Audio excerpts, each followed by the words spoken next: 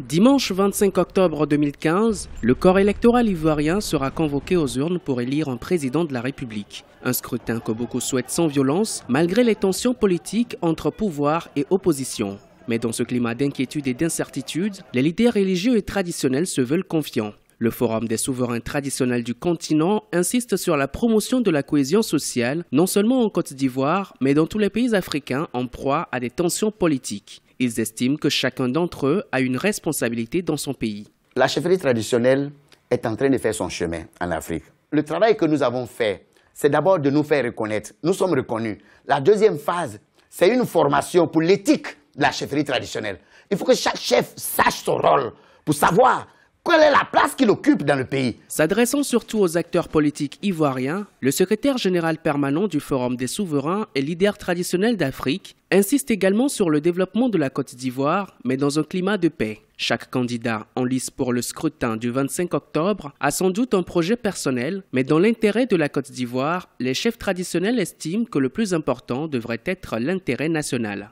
Ce n'est pas de cette manière qu'on peut résoudre le problème. Parce que vous avez déjà une expérience. Beaucoup sont morts, beaucoup sont en exil. Et il faut faire de sorte que vos frères rentrent et que vous puissiez avoir une stratégie pour, de façon démocratique, aller au pouvoir et essayer de développer la Côte d'Ivoire. Il y a des chefs traditionnels loin de Dieu, il faut les écouter.